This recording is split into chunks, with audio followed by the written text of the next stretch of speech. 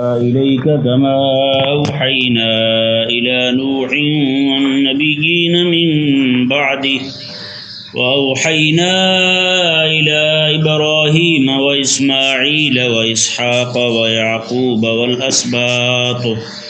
والأسباط وعيسى وأيوب ويونس وهارون وسليمان وآتينا داود زبورا. سبحان اللہ سبحان اللہ. یہ آیت نمبر 153 میں کہ پچھلے سبق کو اور اس کو جب ہم نے یہ رکوع شروع کیا تھا پچھلا، تو اس کے بعد تقریباً کوئی 1 مہینہ کئی دنوں کے بعد پھر سبق شروع ہوا، اس لیے وہ پچھلی باتیں جو ہیں وہ ذہن سے دائیں بائیں ہو چکی ہوں گی. یہ جو رکوع ہم شروع کر رہے ہیں، اسے پچھلے رکوع کی ابتدا میں اللہ تبارک و تعالی نے ارشاد فرمایا کہ یہودیوں نے آقا علیہ السلام سے اور مشرکین نے مطالبہ کیا تھا آقا علیہ السلام سے کہ یا تو آسمان سے ایک ہی بار ایک کتاب آ جائے، جو آپ پر تھوڑی تھوڑی کر کے وحی آ رہی ہے یہ نہ ہو، پوری کتاب آ جائے، یا پھر انہوں نے یہ کہا کہ ہم میں سے ہر ایک کے نام ایک ایک خط آ جائے جس میں ہمارا نام لکھا ہوا ہو اور اس میں یہ ہو کہ آپ اللہ کے رسول ہیں اور ہمیں آپ کو ماننے کا حکم لکھا ہوا ہو اس میں، تو پھر ہم مانیں گے آپ کو. جی تو اللہ تبارک و تعالی نے انہیں جواب دیا. اللہ تعالیٰ نے ارشاد فرمایا حبیب پیارے، انہوں نے آپ سے تو بہت چھوٹی بات کا مطالبہ کیا ہے، انہوں نے موسیٰ علیہ السلام سے تو اس سے بھی بڑی بات کا مطالبہ کیا تھا. آپ سے تو صرف یہ کہا کہ کتاب ایک بار آ جائے یا پھر ان کے نام کا خط آ جائے. موسیٰ علیہ السلام کو تو انہوں نے یہ کہا تھا کہ رب ہمارے سامنے آ جائے. اللہ اکبر کبیرہ. تو کیونکہ کتاب کا ایک بار آنا یا پھر ان میں سے ہر ایک کے نام خط کا آنا، یہ بھی ان کا ایک طرح کا معجزے کا مطالبہ تھا. یہ بھی معجزے کا مطالبہ تھا. وہ اپنی طرف سے معجزے کا مطالبہ کر رہے تھے کہ یہ معجزہ آپ دکھائیں تو ہم مانیں. اللہ تبارک و تعالی کی سنت جاریہ یہ ہے کہ کیونکہ نبی جو ہے نا، نبی کی نبوت کے اس بات کے لیے صرف ایک معجزے کا ہونا کافی ہے. ہر ایک کا مطالبہ اگر پورا کیا جائے تو پھر تو کام ہی نہیں بنتا، پھر تو دنیا کا نظام ہی درہم برہم ہو جائے. ایک کہے جی سورج کو آپ مغرب سے نکال کے دکھائیں، دوسرا کہے جی شمال سے نکال کے دکھائیں. ایک کہے جی دن ہو، دوسرا کہے جی رات ہو. ایک کہے جی بارش آ رہی ہو، دوسرا کہے نہیں جی دھوپ نکلی ہونی چاہیے. تو بتائیں ان میں سے ہر ایک کے مطالبے پورے کیے جائیں اور لاکھوں لوگ ہوں تو نظام دنیا تہ و بالا نہ ہو جائے، نظام دنیا برباد نہ ہو جائے. تو اس لیے اللہ تبارک و تعالیٰ کی سنت جاریہ یہ ہے کہ اللہ تبارک و تعالیٰ جو ہے وہ اپنے نبی کے، جو بھی اس وقت کے نبی ہوں پچھلے ادوار میں جو تشریف لائے، ان کے ہاتھ سے معجزے کو ظاہر فرماتا ہے. ہاں جی معجزہ ظاہر ہو گیا، ان کی نبوت کے اس بات کے لیے اتنا کافی ہے. بس تم مان لو، کلمہ پڑھ لو. اگر وہ پھر بھی نہیں مانے، جی اگر کسی نے اس اللہ تبارک و تعالیٰ نے ان کے مطالبے پر جیسا انہوں نے مطالبہ کیا ویسا معجزہ ظاہر کر دیا، تو پھر اس کے معجزے کے ظاہر ہونے کے بعد اس کے انکار کرنے والی قوم میں سے بچا بھی کوئی نہیں. پھر یہ بھی اللہ تعالیٰ کی سنت جاریہ ہے. جیسے حضرت سیدنا صالح علی نبینا و علیہ السلام کی قوم نے مطالبہ کیا کہ جناب وہ پتھر سے اونٹنی باہر نکلے، وہ جناب دودھ دینے والی ہو، وہ ایسی ایسی صفات انہوں نے بیان کی. اللہ تبارک و تعالی نے ویسے کر دیا. اب جب وہ ایمان پھر بھی نہیں لائے تو اللہ تبارک و تعالی نے پوری قوم کو تباہ فرما دیا. اگرچہ اس امت میں بھی ان لوگوں کے کہنے پر، کچھ لوگوں کے کہنے پر معجزات کا ظہور ہوا ہے، لیکن اللہ تبارک و تعالیٰ کی حکمت یہ تھی یہ امت آخری امت ہے، اس امت کے بعد کوئی امت نہیں ہے. تو اللہ تبارک و تعالیٰ نے چونکہ عمومی عذاب کا نزول جو ہے وہ منع فرما دیا حبیب کریم علیہ السلام کی امت پر. خود اللہ تبارک و تعالیٰ نے منع فرما دیا کہ محبوب کریم علیہ السلام کی امت پر عمومی عذاب نہیں آئے گا. جیسے پہلی قوموں پر عذاب آیا استحصالی کہ پوری قوم جو ہے وہ جڑ سے اکھیڑ کر رکھ دی گئی, تو اللہ تبارک و تعالیٰ نے ایسا عذاب جو ہے وہ اپنی حکمت کاملہ کے تحت فرمایا کہ اس امت پر نہیں آئے گا. وگرنہ جس طرح انہوں نے مطالبہ کیا تھا آقا علیہ السلام سے معجزے کا, اور آقا علیہ السلام نے وہ معجزہ دکھا دیا, تو پھر اس کا انکار کیا انہوں نے, اسے نعوذ باللہ انہوں نے جادو کہا. تو اللہ تبارک و تعالیٰ کی طرف سے ہونا تو یہی چاہیے تھا کہ اللہ تبارک و تعالیٰ اس قوم کو بھی تباہ فرما دیتا, ختم فرما دیتا, لیکن اللہ تبارک و تعالیٰ کی حکمت کاملہ یہ تھی کہ فرمایا کہ اگر یہ ایمان نہیں لا رہے تو میرے حبیب پر ان کے آنے والی نسلیں ایمان لائیں گی. تو اللہ تبارک و تعالیٰ نے اس قوم کو یعنی کہ اس کا استحصال نہیں فرمایا, یعنی کہ ان کو جڑ سے ختم نہیں فرمایا, بلکہ اللہ تبارک و تعالیٰ نے اس قوم کو باقی رکھا.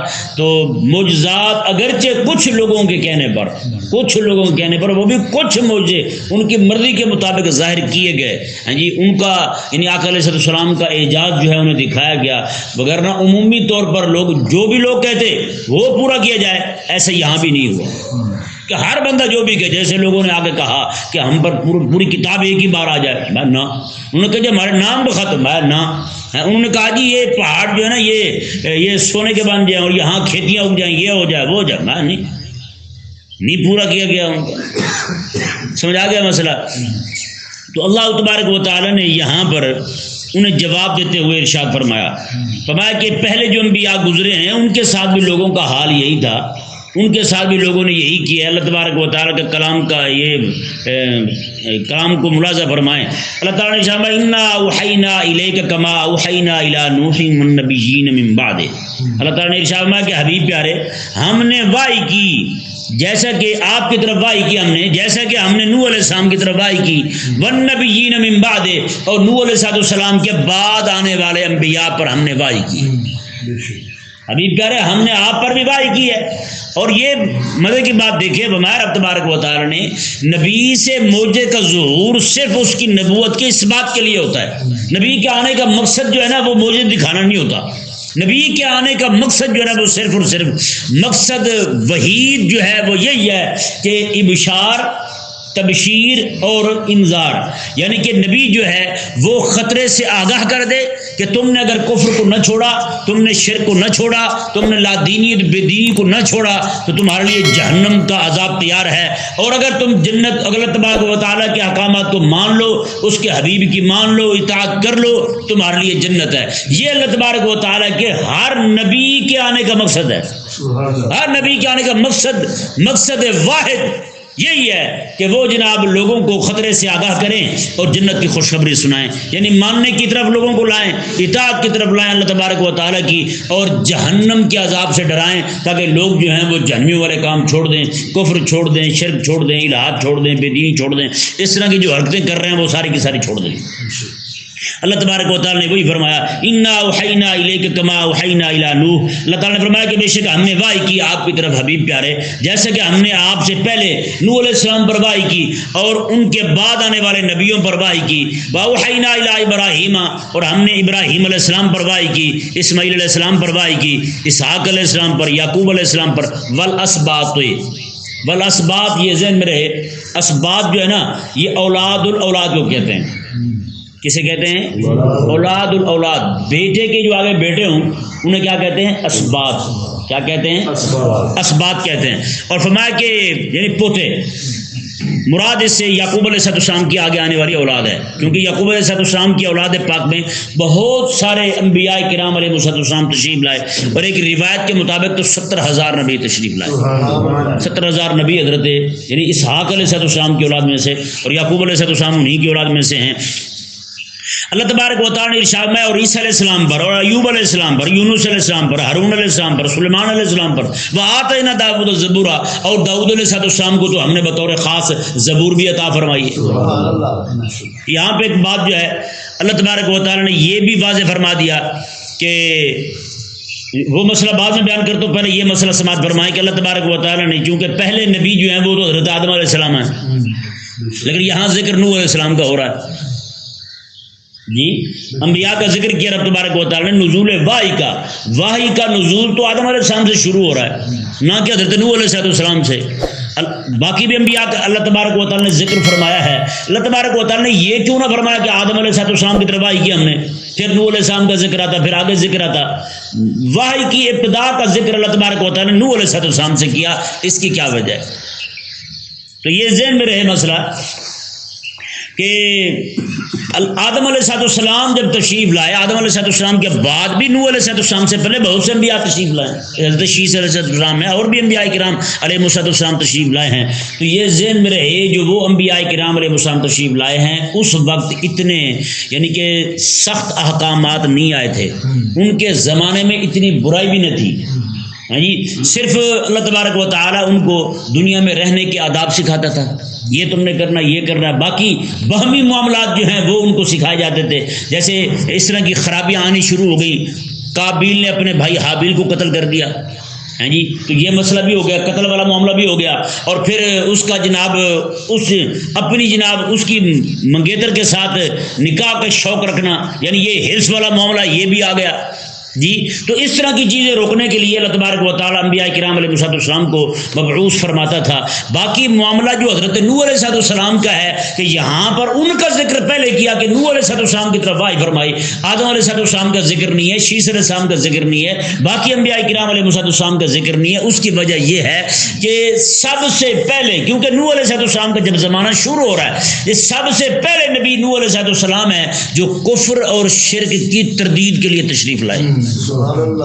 کفر اور شرک کی تردید کے لیے حضرت نوح علیہ السلام تشریف لا رہا ہے۔ آپ سے پہلے جو انبیاء کرام علیہ السلام تشریف لائے ہیں وہ کفر اور شرک کی تردید کے لیے تشریف نہیں لائے تھے، وہ باقی معاملات جو ہیں ان کو ان کی اصلاح کے لیے آپ انبیاء کرام علیہ السلام تشریف لاتے رہے۔ حضرت نوح علیہ السلام کے زمانہ مبارکہ جب آپ کا شروع ہو رہا ہے تب جو ہے دنیا کے اندر کفر اور شرک جو ہے وہ پھیل چکا تھا۔ سب سے پہلے نبی حضرت نوح علیہ السلام جو ہیں آپ کفر اور شرک کی تردید کے لیے تشریف لا رہے ہیں، اور چونکہ یہاں پر کریم آقا علیہ السلام کی وحی کو تشبیہ دی جا رہی ہے پچھلے انبیاء کی وحی کے ساتھ، تو جو جہاں پہ تشبیہ من کل الوجوہ پائی جا رہی ہے وحی کی، وہ حضرت سیدنا نوح علیہ السلام کی وحی کے ساتھ ہے، کیونکہ آقا علیہ السلام کی وحی جو ہے وہ بھی کفر کے خلاف ہے، شرک کے خلاف ہے، کفر کی تردید میں، شرک کی تردید میں، بے دینی، لادینیت اور الحاد کے خلاف ہے، اور وہی وحی جو ہے وہ حضرت سیدنا نوح علیہ السلام کی وحی کے اندر وہی تشبیہ وہاں پائی جا رہی ہے۔ تو اللہ تبارک و تعالیٰ نے اس لیے آدم علیہ السلام اور شیس علیہ السلام اور باقی انبیاء کرام علیہ السلام جو ہیں ان کی وحی کے ساتھ حضور کے وحی کو تشبیہ نہیں دی، بلکہ نوح علیہ السلام کی وحی کے ساتھ تشبیہ دی ہے،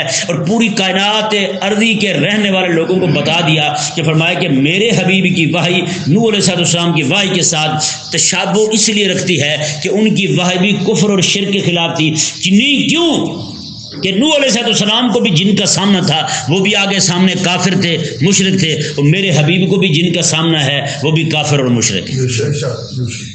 جی کتنی بڑی بات ہے، کتنا بڑا نقطہ یہاں پہ، یعنی کہ یہ بات جو ہے نا انا اوحینا الیک کما اوحینا الی نوح، میں جیسے کہ ہم نے وحی کی نوح علیہ السلام کی طرف، یہاں پوشیدہ تھا۔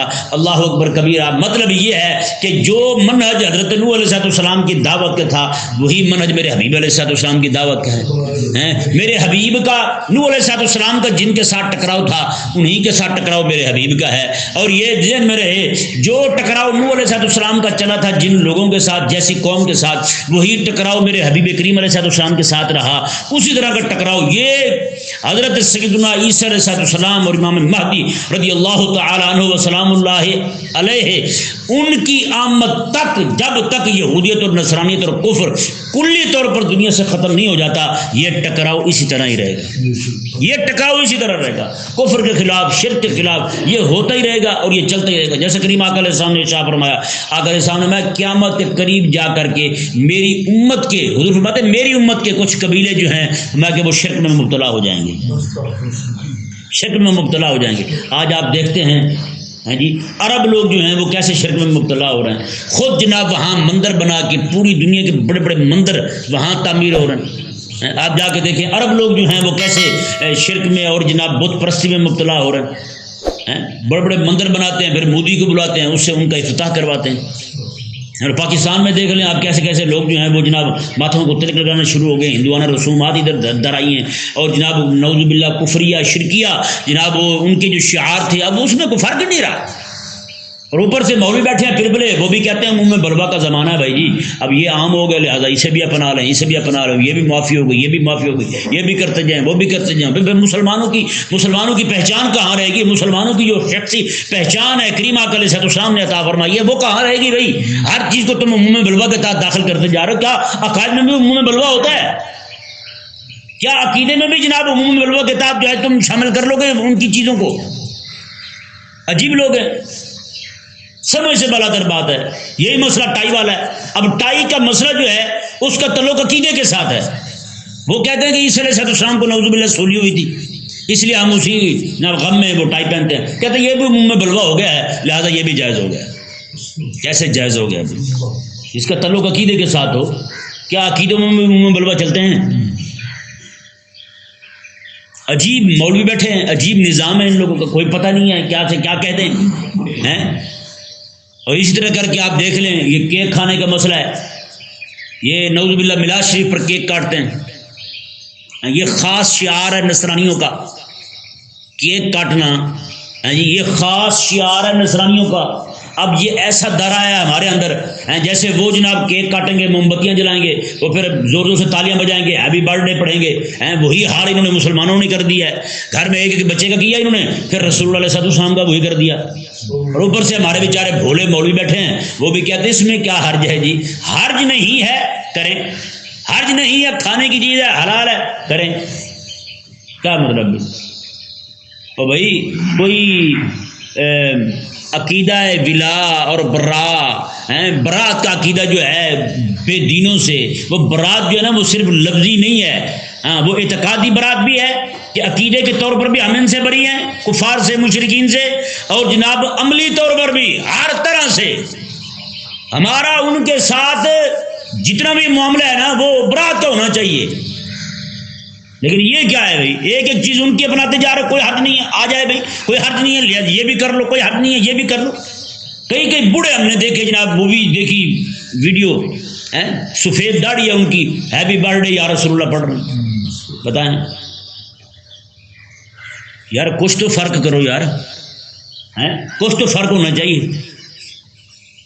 نعوذ باللہ من ذالک، پکڑ کے پتہ نہیں کہاں سے کہاں لے گئے یہ۔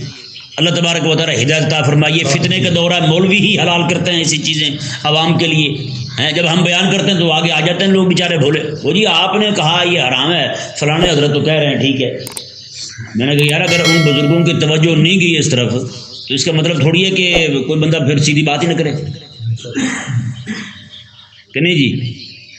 ہاں یہ مسئلہ آپ بیان کر دیں، ذرا فیس بک پہ لکھ دیں، شام تک دیکھیں ماں بہن کی گالیاں دیتے ہیں آپ کو پھر لوگ۔ ایسے تو لوگ بیٹھے ہوئے ہیں، یعنی کہ ان کی حمایت میں لوگ بولیں گے، دین کی حمایت میں نہیں بولتے لوگ، ان کی حمایت میں سارا کچھ حلال ہو جاتا ہے ان کے لیے۔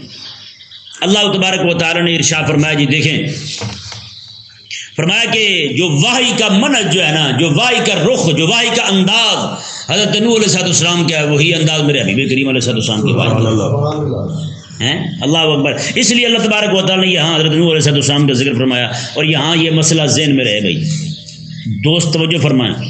اللہ تبارک و تعالی نے یہاں کچھ انبیاء کا ذکر کیا، اور آگے یہ فرمایا، آیت مبارکہ دیکھ لیں پہلے، وَرُسُلًا قَدْ قَصَصْنَاهُمْ عَلَيْكَ مِنْ قَبْلُ، اور کچھ رسول ایسے ہیں جن کا ہم پہلے آپ کے سامنے ذکر کر چکے ہیں، ذکر کر چکے ہیں۔ وَرُسُلًا لَمْ نَقْصُصْهُمْ عَلَيْكَ، اور کچھ رسول وہ ہیں جن کا ہم نے آپ کے سامنے ذکر ہی نہیں کیا، ہم نے آپ کے سامنے ذکر نہیں کیا۔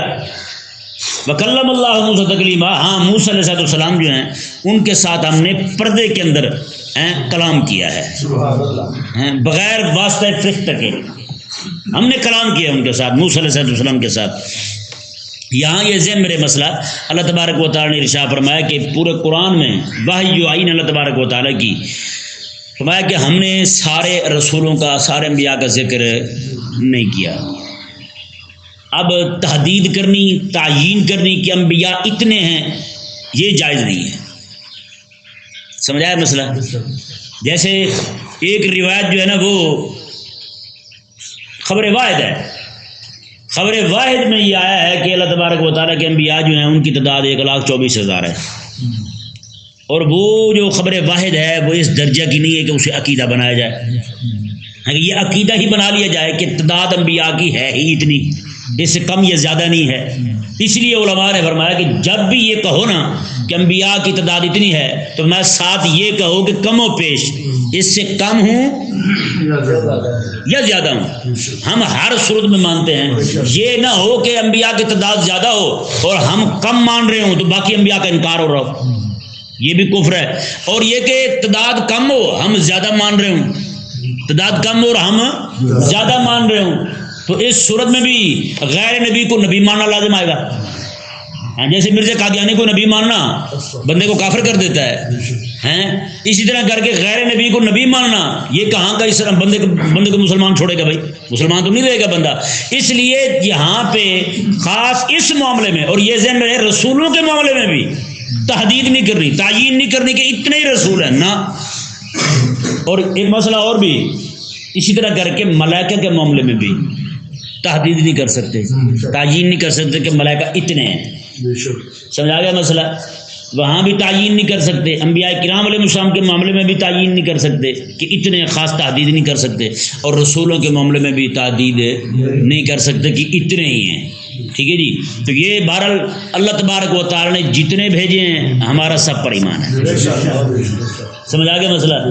ہاں، جتنے اللہ تبارک و تعالی نے بھیجے، اس لیے جب بھی کوئی بندہ یہ کہے نا 1,24,000 ساتھ کم و پیش کا لفظ ضرور کہے، اس سے جو ہے نا پھر بندے کے ایمان کو کوئی خطرہ نہیں ہوگا کہ وہ تحدید نہیں کر رہا کہ کم ہونے کی صورت میں وہ زیادہ پر ایمان لا رہا ہے اور زیادہ ہونے کی صورت میں وہ کم پر ایمان لا رہا ہے، تو پھر کچھ کا انکار لازم آئے گا، اور دوسری صورت میں جو ہے نا کچھ کو غیروں کو نبی ماننا لازم آئے گا۔ اس لیے ضروری ہے کہ بندہ جب بھی کہے کہ 1,24,000 نبی ساتھ کم و پیش کا لفظ بول دے، ٹھیک ہے جی؟ اللہ تبارک و تعالی نے ارشاد فرمایا جی، دیکھیں وَكَلَّمَ اللَّهُ مُوسَىٰ تَكْلِيمًا، اور اللہ تبارک و تعالی نے موسیٰ علیہ السلام کے ساتھ کلام فرمایا۔ آگے دیکھیں جی، رُسُلًا مُبَشِّرِينَ وَمُنذِرِينَ لِئَلَّا يَكُونَ لِلنَّاسِ عَلَى اللَّهِ حُجَّةٌ بَعْدَ الرُّسُلِ۔ اللہ اکبر۔ رب تبارک و تعالی نے یہاں پر انبیاء اور رسول کرام علیہ السلام کے دنیا میں آنے کا مقصد بیان فرمایا۔ وہ کیا ہے جی؟ اللہ اکبر۔ اللہ تعالیٰ نے رسول بھیجے ہیں جی، مبشرین و منذرین، وہ خوشخبری سنانے والے تھے اور ڈر سنانے والے تھے۔ وہ کون سے تھے؟ خوشخبری سنانے والے اور ڈر سنانے والے۔ کیوں؟ لِأَلَّا يَكُونَ لِلنَّاسِ عَلَى اللَّهِ حُجَّةٌ بَعْدَ الرُّسُلِ، اللہ تعالیٰ نے فرمایا تاکہ رسولوں کے آنے کے بعد لوگوں کے پاس کوئی حجت نہ رہ جائے، بات کو یہ نہ کہیں جیسے آپ کرتے ہیں کسی کو شادی پہ کارڈ بھی دے دیا، فون بھی کر دیا، بندہ بھی بھیج دیا، آپ کہتے ہیں یار، وہ کہتا ہے یار کارڈ بھیج دیے بس کافی ہے، انہوں نے کہا جی انہوں فون بھی کر دیا، بندہ بھی بھیج دیا، تاکہ یار کل کو یہ نہ کہے جی کارڈ آیا تھا ہم تھے نہیں، وہ رکھ کے چلا گیا ہے جی، تو وہ فون آیا تھا تو ہم جناب یہ ہو گیا، کل کو ہمیں کوئی، کئی سارے لوگ ویسے داؤ میں رہتے ہیں، ہے یا نہیں، چپ کر کے پھرتے رہیں گے، جب دیکھیں گے شادی کا موقع، خوشی کا موقع ختم ہو گیا ہے، بعد میں کہیں گے ہاں بھی ہوں دس ہوں یکم رمضان آ گئی توڑا منڈا کی تھے، ہے یا نہیں؟ یہ بھی جان بوجھ کے کرتے ہیں، ہاں بھی ہمیں بلایا ہی کب تھا آپ نے، پہلے نہیں بولیں گے، بلانے جاؤ تو کہیں گے جی نہیں جی کون سی ایسی ضرورت تھی، ہم ایسے ہی آ جاتے ہیں، گھر کی بات تھی، اگر نہ بلائیں تو پھر گھر کی بات نہیں رہتی۔ تو اللہ تبارک و تعالی نے فرمایا کہ لِأَلَّا يَكُونَ لِلنَّاسِ عَلَى اللَّهِ حُجَّةٌ بَعْدَ الرُّسُلِ، تاکہ قیامت والے دن لوگوں کے پاس حجت نہ رہے، کوئی دلیل نہ رہے کہ قیامت والے دن یہ نہ کہہ سکے اللہ تعالیٰ کی بارگاہ میں مولا ہمیں تو بتایا کسی نے نہیں تھا کہ یہ گناہ ہے، یہ کفر ہے، یہ شرک ہے، اس کی یہ برائیاں ہیں۔ اللہ تبارک و تعالیٰ نے انبیاء کرام علیہ السلام کی بہت بڑی تعداد بھیج کے ان کی یہ حجت ہی ختم کر دی، ان کے پاس یہ عذر ہی نہیں رہنے دیا کہ کوئی یہ کہے کہ ہمیں تو کسی نے بتایا نہیں تھا۔ اللہ تبارک و تعالیٰ نے سارے نبی بھیجے، آخر میں امام الانبیاء بھیج دیا تاکہ کوئی یہ نہ کہے کہ ہمیں تو کسی نے بتایا نہیں تھا۔ اب بتائیں نا جی، اس قوم میں بھی اتنے سارے کافر پھرتے ہیں، مشرک پھرتے ہیں، اب یہ بھی کہیں قیامت والے دن اٹھ کے ہمیں تو کسی نے بتایا نہیں تھا، تو اللہ تبارک و تعالیٰ پھر امام الانبیاء کو سامنے نہیں کرے گا۔ یہ جو میرے حبیب آئے تھے انہوں نے کیا بتایا تھا تمہیں؟ پورا قرآن تمہیں سنایا تھا، پورا قرآن جو ہے پڑھ پڑھ کے تمہیں سنایا جاتا رہا تھا، پھر بھی تمہیں سمجھ نہیں آئی۔ اللہ اکبر کبیرہ۔ اللہ تبارک و تعالیٰ نے ارشاد فرمایا جی، دیکھیں لئلا یکون للناس علی اللہ حجۃ بعد الرسول، تاکہ فرمایا کہ لوگوں کے لیے اللہ کے بارے میں اللہ کے خلاف کوئی حجت نہ رہے رسولوں کے آنے کے بعد، وہ حجت ختم ہو گئی۔